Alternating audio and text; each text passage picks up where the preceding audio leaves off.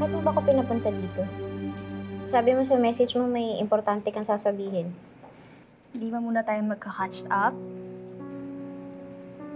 Trixie, diretsuhin mo na nga ako. Marami pa akong kailangan gawin.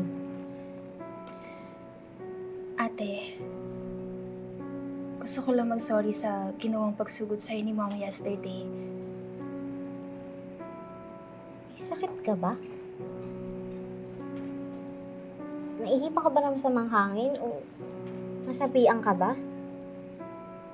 Sa halos 20 years nating magkakilala, ngayon ka lang nag-sorry sa akin. While we were in Greece, I had a lot of time to think and reflect on my past actions. At ang dami kong na-realize. Isa na doon yung mga hindi magandang treatment ko sa'yo in the past. Ate, I'm sorry.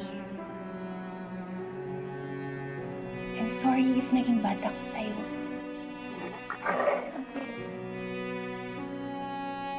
I'm so sorry if may mga masasamang salita ako nasabi sa'yo. I'm so sorry if I caused you too much trouble. Ate, sana napatawad mo pa ako. Sana maging okay pa tayo.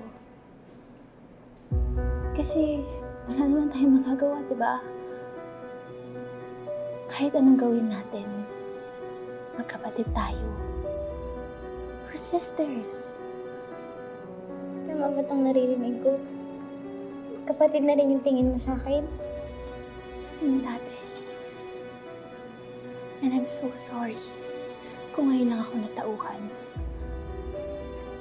I'm looking forward na maging okay tayo at makapagsimula tayo ulit.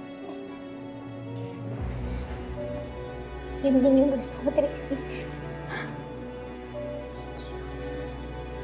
Thank you so much, ate. Thank you so much. Alam ba ni Ma'am Patricia at ni Sir Ramir na gagawin mo ito?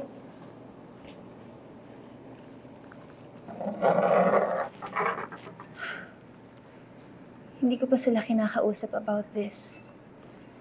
They're always busy fighting. Ate, actually, yun din yung isang reason ko bakit gusto kitang makausap. May malaking pabor sana akong hihilingin sa'yo. Ano?